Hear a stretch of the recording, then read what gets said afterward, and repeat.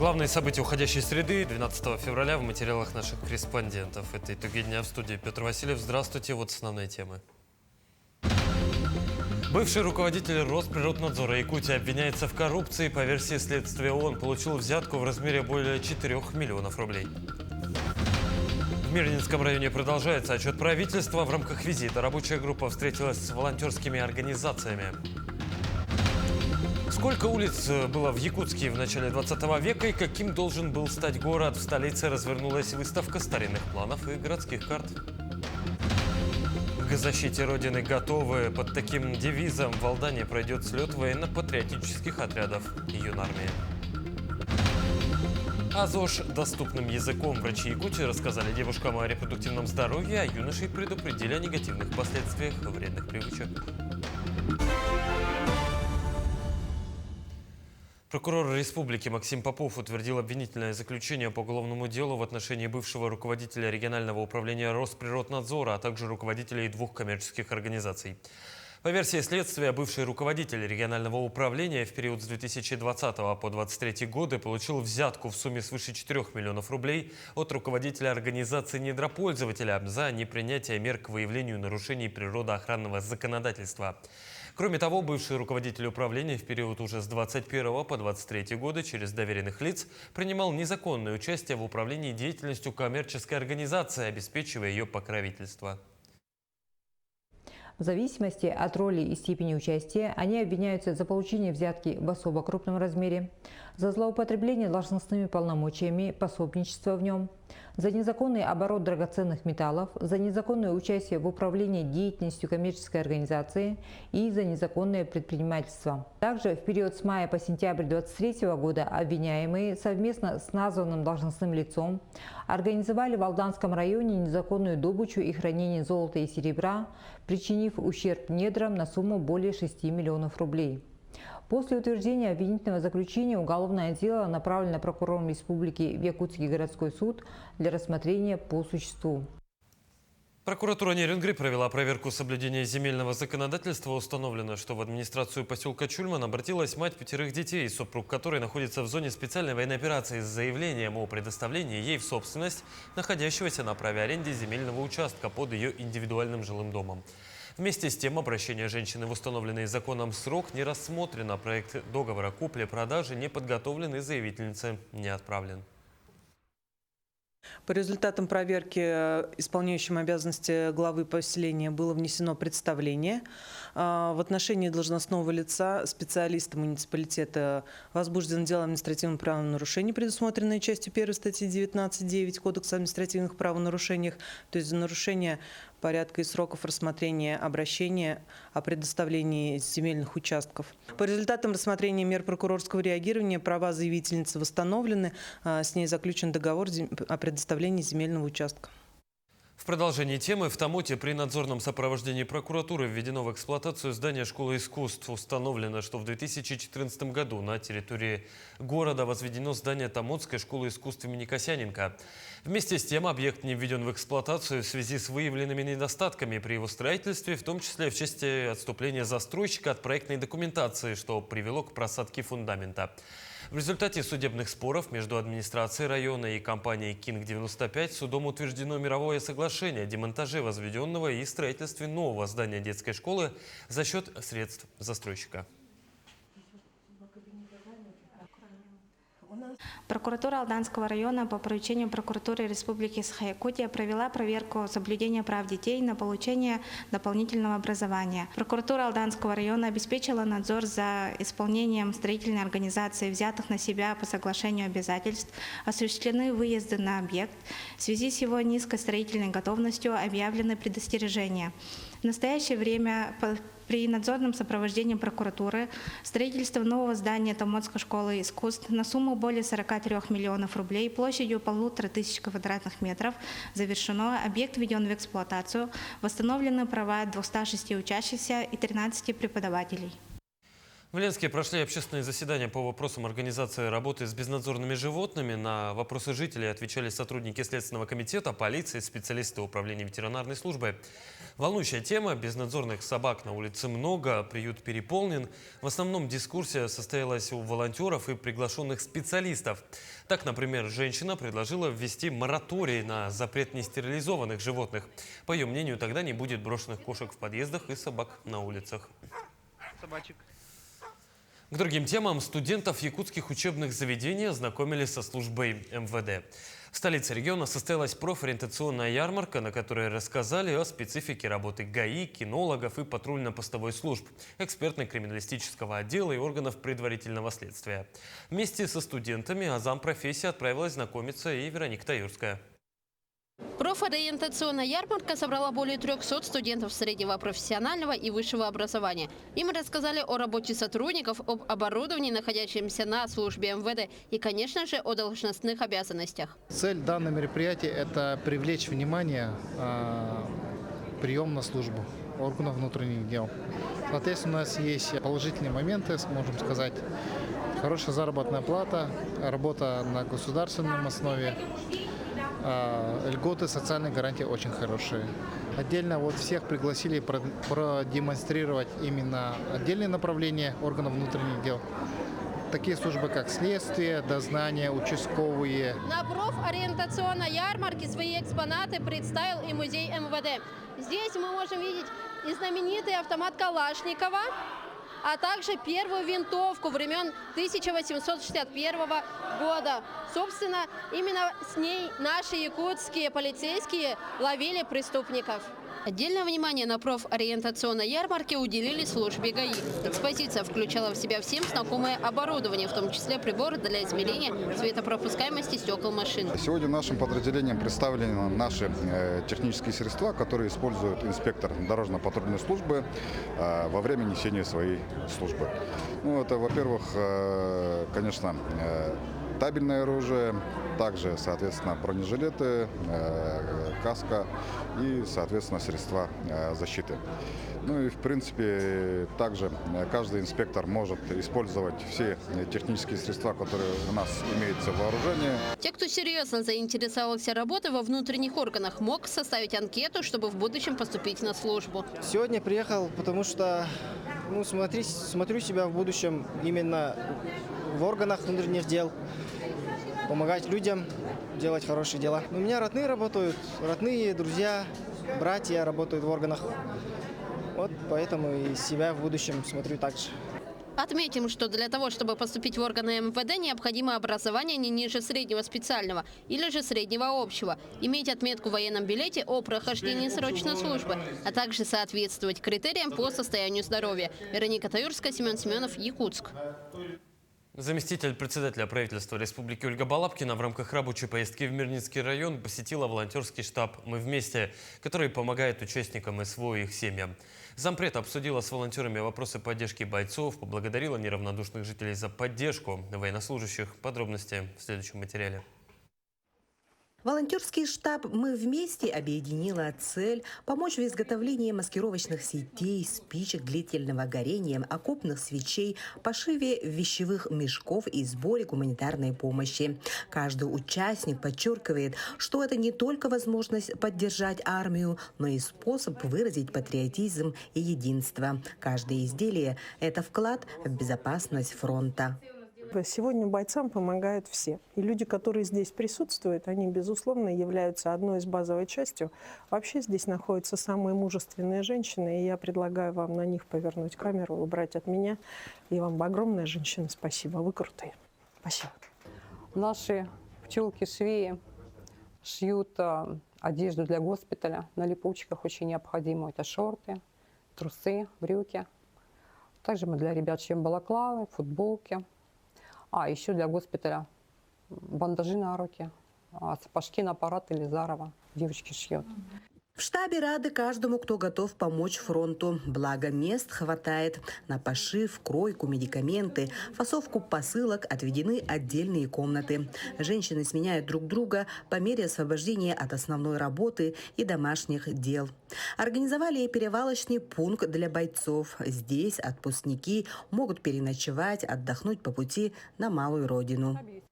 То есть здесь нет никаких излишеств, но ребята, которые возвращаются из зоны проведения СВО, да, или наоборот уезжают из отпуска. И бывает так, что самолет задерживается, либо наоборот приехали, им нужно на такси уехать с Сунтара еще куда-то. Могут здесь передохнуть, отдохнуть, поспать. Здесь у нас есть, то есть все предусмотрено. Туалет, душ, в общем-то все работает. Все чисто, хорошо. В штаб каждый приходит именно помогать ребятам. Не потому, что у них там родственники находятся, а потому, что они чувствуют, что ребятам действительно нужна их поддержка, их помощь.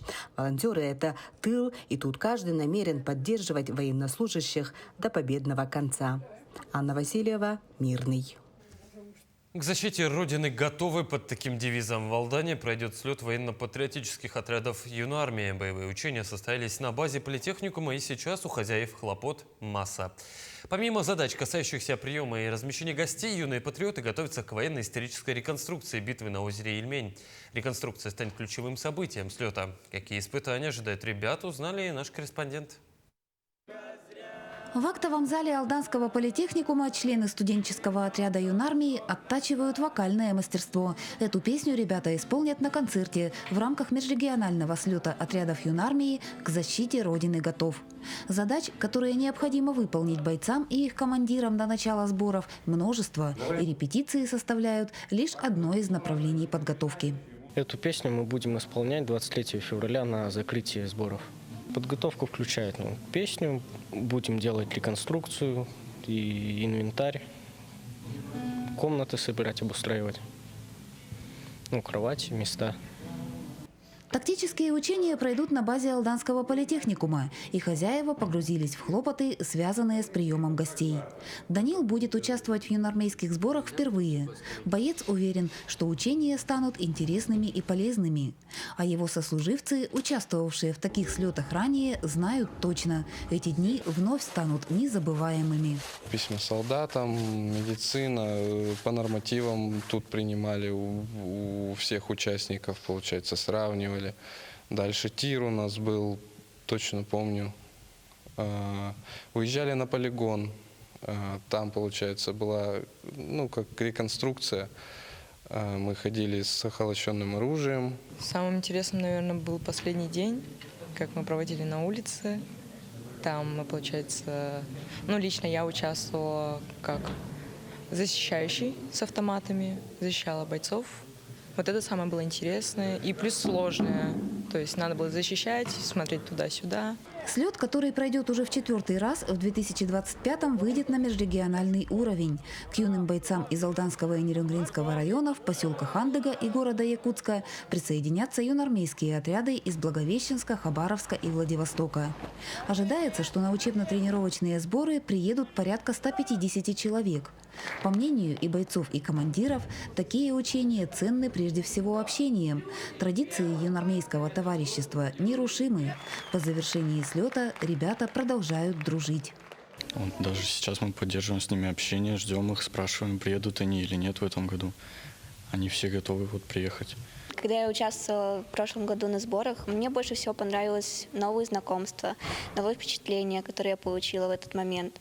Самое интересное было это как раз-таки найти новых знакомств и более погрузиться в военную тему. Сборы также дают участникам возможность повысить собственный уровень подготовки. Юношам и девушкам предстоит выполнять самые разные задания, требующие как ловкости и сноровки, так и обширных знаний. Ребят ожидает масса интересных испытаний, в том числе теоретические курсы, тактические задачи, силовая подготовка, полевые учения, игры, соревнования и, конечно, культурно-развлекательный досуг. Каждый год проходят эти слеты. То есть я уже 3-й раз буду принимать в них участие. То есть каждый год узнается что-то новое, новые ребята, новые знания, уроки какие-нибудь. Много новых знакомых, слет как бы привлекается много военно-патриотических отрядов, юнормейцев, много людей, знакомых, много впечатлений, тоже целая куча.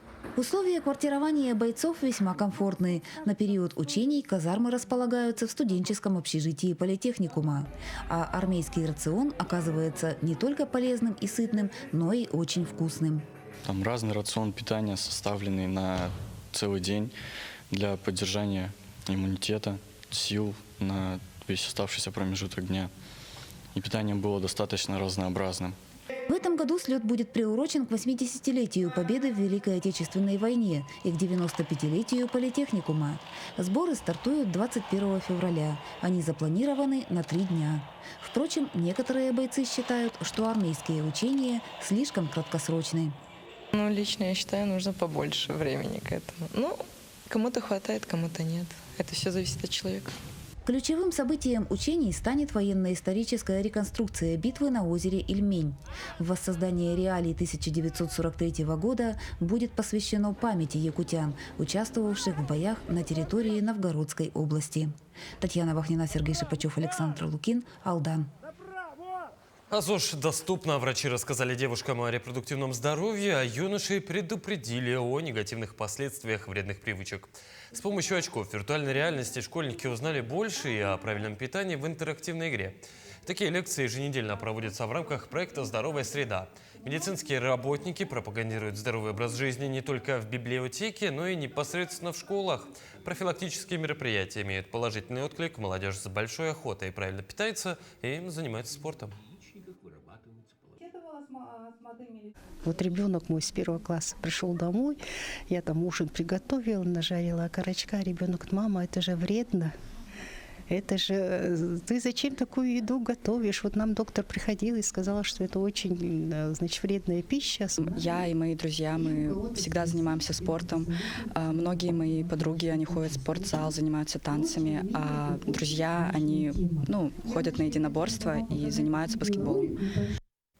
Проконсультироваться с врачом, не выходя из дома, узнать результаты анализов и проверить совместимость лекарств с помощью мобильного телефона. Все это раньше казалось чем-то из рода фантастики. С развитием IT-технологий в Якутии это уже существующая и причем весьма удобная реальность. Какие разработки пришли на помощь врачам, знает Иржена Гармаева. IT-сфера нашей республики не стоит на месте. Якутские разработчики осваивают новую область здравоохранения – телемедицину. Приложение «100 лет» – это современный инструмент для врачей, который позволяет оказывать дистанционную помощь пациентам. Идея для создания приложения пришла разработчикам еще в ковидные времена, а к реализации задумки они приступили в 2022 году. Название приложения было выбрано не случайно.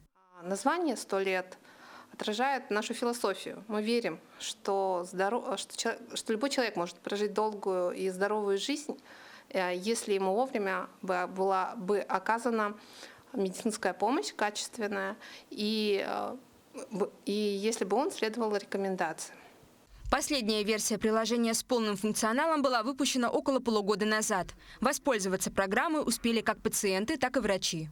Приложение удобно тем, что можно проконсультироваться с врачом, не выходя из дома, посмотреть свои результаты анализов, то есть не надо обязательно подходить в клинику или там звонить, писать, а просто зашел, посмотрел, проконсультировался, сразу можно записаться. Врач имеет возможность постоянно быть на связи со своими пациентами в приложении, видеоконсультации, в чатах. И независимо, пациент в Якутске или за пределами города. После консультации врач может написать свои рекомендации и план обследования для пациента. Последний же в любое время может зайти в приложение и ознакомиться с ними. Также после консультации врач может назначить пациенту курс лекарств. Это также отображается у нас в приложении. Можем создать свой. Можем, собственно, контролировать прием каких-то нас интересующих препаратов. И в целом врач также может наблюдать за ходом приема лекарств. Приложение обладает рядом преимуществ. Например, в программу внедрен искусственный интеллект, проверяющий совместимость лекарств и предупреждающий угрозу заболевания.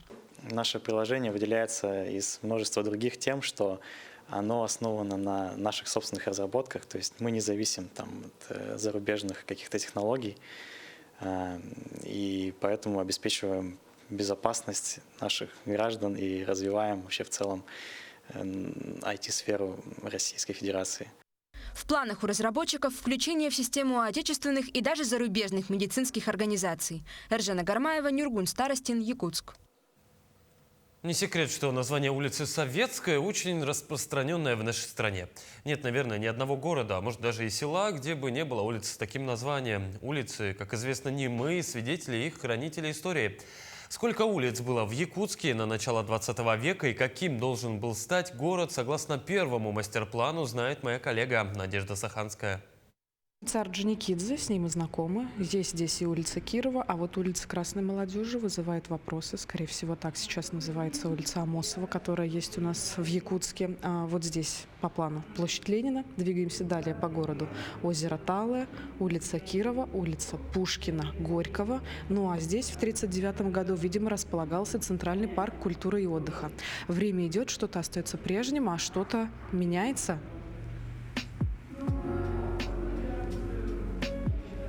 Далеко не многие знают, что раньше в Якутске самой длинной улицей была не Лермонтова, а Горького.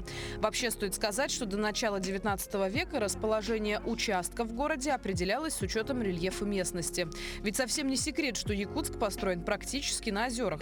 С ходом времени требования к областному городу по введению регулярной планировки становились все настойчивее. И вот тогда в Якутск стали направлять картографов, геодезистов и архитекторов.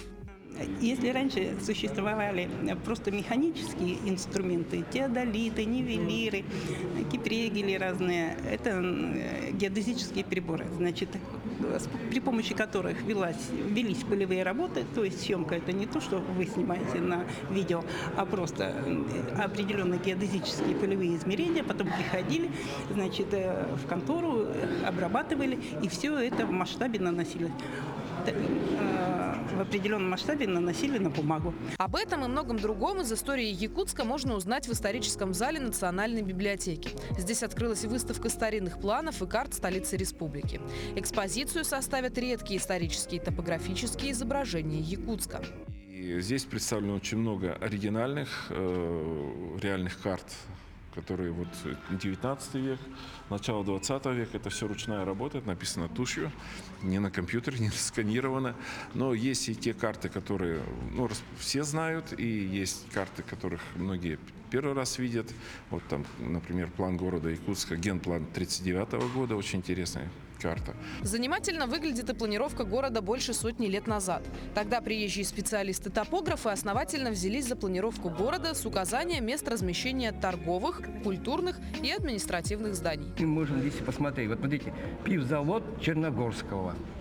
Это у нас, получается, сейчас улица Лермонтова проходит. То есть еще в 1911 году пивзавод имени Черногорского стоял на этом. Сейчас у нас там большой комплекс. Изучать карты родной местности – это всегда интересно и увлекательно. Ну а воочию посмотреть, как менялся облик Якутска на протяжении столетий, можно до 28 февраля. Вход в исторический зал Национальной библиотеки свободный. Надежда Саханская, Стас Потапов, Якутск. В день рождения лингвиста Семена Новгородова во второй раз проводится чемпионат по скорочтению на якутском языке. Принять участие в соревновании может любой желающий, достаточно прийти в смарт-библиотеку и прочитать как можно больше слов за 1 минуту. Участники проверяют свои способности, читая рассказы писателя Николая Неустроева. Именно его имя и носит библиотека. Участники подходят по очереди. Остаемся я со своим читателем, и за минуту они должны прочитать рассказ. И за минуту, сколько вышло, мы сделаем уже в результате, посмотрим, кто сколько прочитал. Еще то, что у нас разные читатели приходят. Да? Для детей мы выбрали рассказ «Семенчик». И для более взрослого, для молодежи, для взрослых читателей и для молодежи выбрали рассказ «Ирянь». Сувениры – это напоминание о приятных моментах, проведенных в путешествии. Некоторые туристы не просто покупают сувениры, но еще и коллекционируют их. Колокольчики, ручки, магниты и многое другое. Наша съемочная группа в Нерюнгри побывала в одной из мастерских, которая празднует 6-летие работы и чья продукция пользуется большой популярностью как у туристов, так и у гостей. Развитию туризма в Нерюнгринском районе благоприятствует уникальное географическое положение и экологическая обстановка, а также постоянное проведение различных спортивных и культурно-массовых мероприятий. Так, большим событием в этом году станет эссе «Халанхо», который пройдет в Нерюнгри 4-5 июля. Безусловно, растет и спрос на сувенирную продукцию. И уже 6 лет творческая мастерская Неру Резка дает возможность гостям района увезти на память не только эмоции, но и уникальные сувениры. Эссе «Халанхо» мы ждем гостей не только со всех уголков нашей Якутии, но и со всей России. Планируется, что к нам приедут около 35 тысяч гостей, и мы надеемся, не надеемся, а уверены, мы уже работаем над этим, изготавливаем различную сувенирную продукцию с логотипами, с символикой эссе «Халанхо», чтобы каждый гость мог бы взять с собой частичку нашего Нерюнгринского района. За 6 лет мастерская Неру Резка неоднократно становилась лауреатами и победителями различных региональных и всероссийских конкурсов туристических сувениров. И благодаря этому о Южной Якутии знают далеко за пределами республики. Восхищаюсь их творчеством. У меня есть очень много сувениров с их мастерской. Мы обязательно их будем поддерживать. Я считаю, что развитие вот этой индустрии очень важно для нашего района, потому что мы приграничный район и очень много гостей, не заезжая вглубь Якутии, узнают об Якутии по Южной Якутии и уезжают обратно. И здесь они должны получать вот эти качественные сувениры, которые отображают как дух Южной Якутии, так и республики в целом. Развитие туристической инфраструктуры района будет способствовать росту местной экономики и привлечению туристов. И все больше желающих смогут ознакомиться с уникальной природой и народами Южной Якутии. Иван Лазаренко, Вадим Барашков, Нерюнгри. И мы видели этот день наши корреспонденты, но я с вами прощаюсь. Всего доброго и до новых встреч.